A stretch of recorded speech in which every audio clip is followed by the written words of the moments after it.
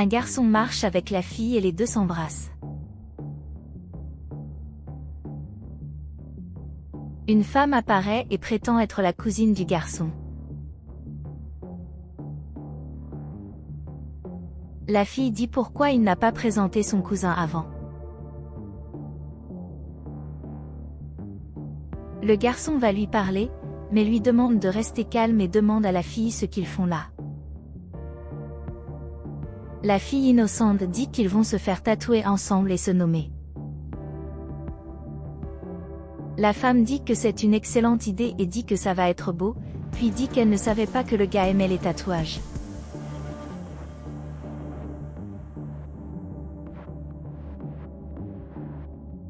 Il dit qu'il n'aimait pas ça, mais elle l'a convaincu.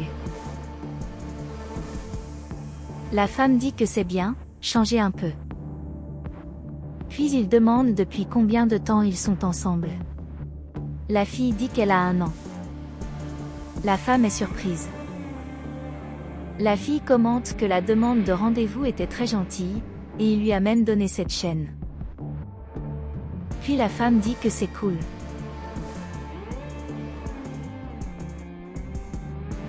Un de ses amis arrive et le salue, et demande qui est la femme.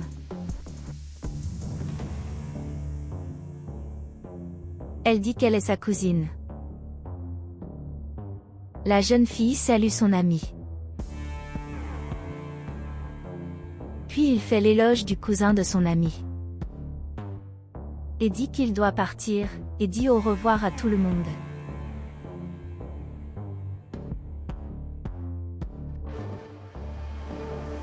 La femme dit qu'elle va les laisser faire le tatouage. La fille commente si elle a un mari ou un petit ami, afin qu'ils puissent sortir ensemble plus tard. Elle commente qu'elle est en train de divorcer, la fille dit qu'elle est désolée, mais elle dit qu'elle s'en est remise et que cela ne vaut pas la peine de s'inquiéter. La fille commente qu'elle doit vraiment se valoriser et qu'elle doit essayer d'avoir ses propres affaires pour ne pas dépendre d'un homme. Elle dit que la fille a raison et lui souhaite bonne chance dans la relation. La fille dit au revoir et dit qu'elle a aimé la rencontrer.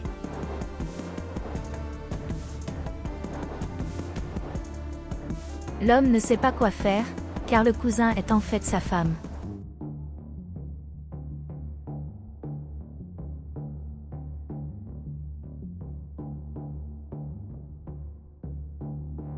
La femme est à la maison en train de pleurer sur la situation plus tôt.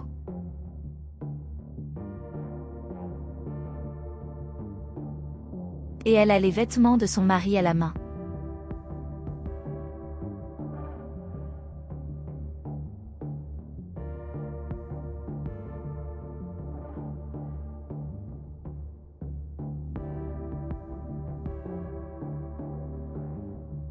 En larmes, elle prend un sac et y met les vêtements.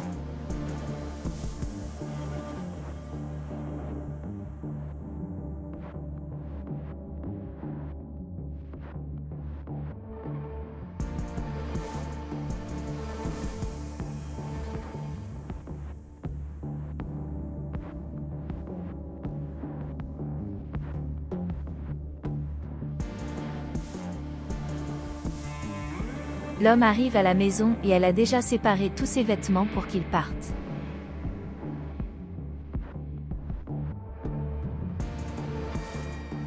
Il essaie de demander pardon. La femme dit qu'elle n'a pas de conversation et lui dit de s'écarter de son chemin. Il dit que ce n'était pas son intention de lui faire du mal. La femme dit qu'il est dur, prend une profonde inspiration et dit qu'elle n'allait pas faire de scène, parce qu'elle n'est pas ce genre de femme, et lui dit de s'écarter de son chemin.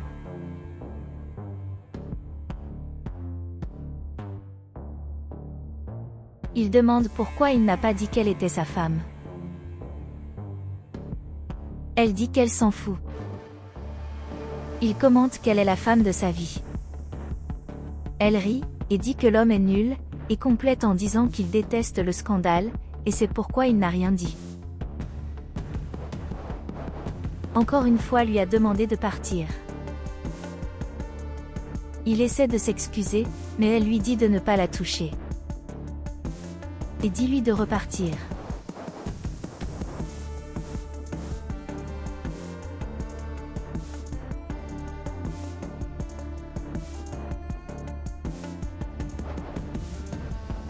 L'homme pensif commente que tout est de sa faute.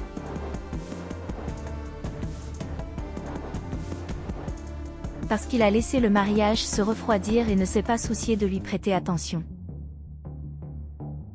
Elle dit que c'est une piètre excuse. L'homme dit qu'il ne s'est pas senti désiré depuis des années, qu'il doit toujours la poursuivre et qu'il n'a jamais pris la peine de savoir comment il allait.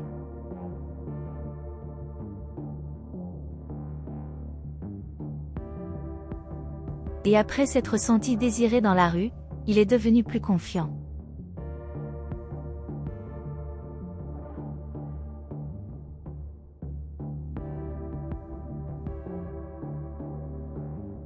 Elle lui dit de prendre ses affaires et de quitter la maison. Il crie et dit qu'il s'en va vraiment, parce que c'est sa faute. La femme commente avec un ton sarcastique, de sorte qu'il se sent recherché loin d'elle.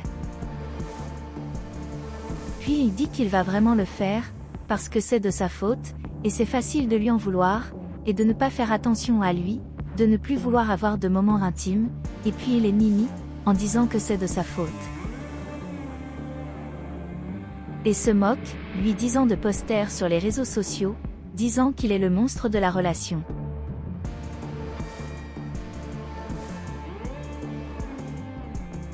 Puis il dit qu'il part. La femme en larmes lui dit de la laisser tranquille.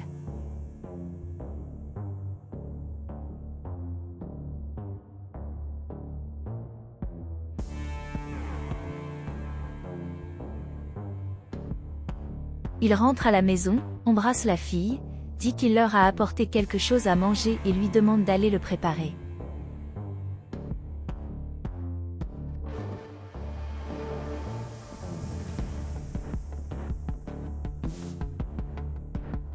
Elle rit et dit que s'il n'a pas déjà apporté quelque chose, il répond qu'il a apporté de la nourriture à faire et elle commente qu'elle n'est pas une femme pour faire de la nourriture.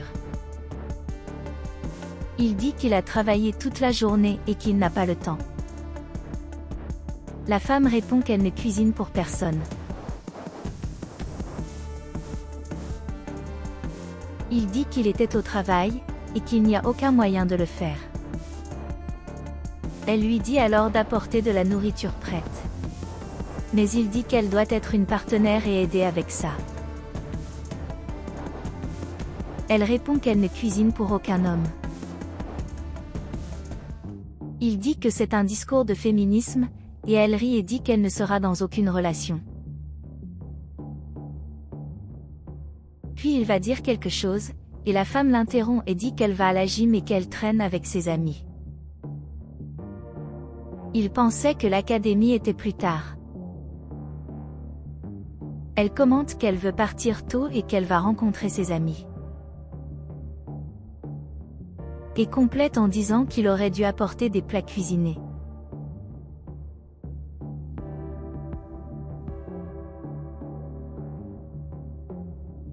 Il trouve cette histoire étrange et va suivre la fille.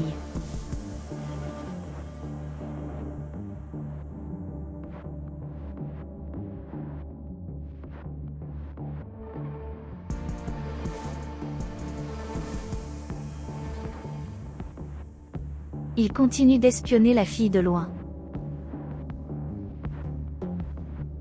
Elle, cependant, voit son amant.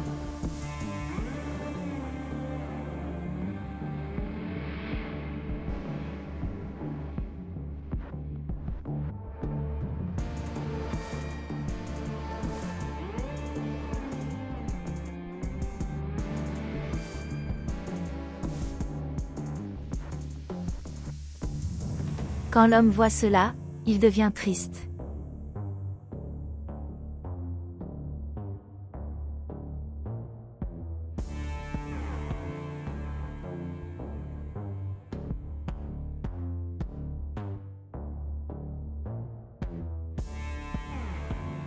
Quelque temps plus tard, il retrouve son ex-femme.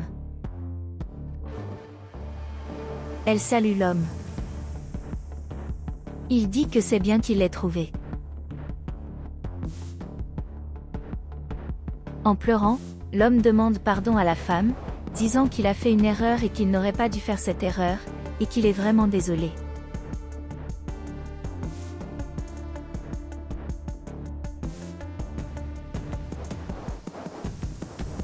La femme dit qu'elle pardonne à l'homme. Il rit et demande s'il rentre chez eux. Elle dit non, et complète en disant que c'est trop, parce qu'elle lui pardonne, mais ne veut pas qu'il revienne, parce qu'elle a beaucoup souffert de ce qu'il a fait, et qu'elle ne méritait pas ça.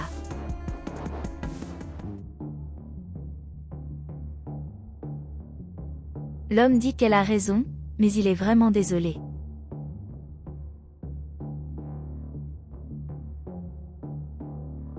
Elle dit qu'il l'a jeté au visage, qu'elle n'a jamais rien fait à l'intérieur de la maison et qu'elle a consacré sa vie à s'occuper de la maison. Puis ton copain arrive, et c'est son ami. Puis l'ami le salue et demande pourquoi il pleure à sa petite amie. Elle ment et dit que sa petite amie l'a largué. L'ami croit et essaiera de le consoler en disant que tout ira bien et qu'il s'en remettra. Puis les deux lui disent au revoir. Il est seul là-bas, très triste de tout cela.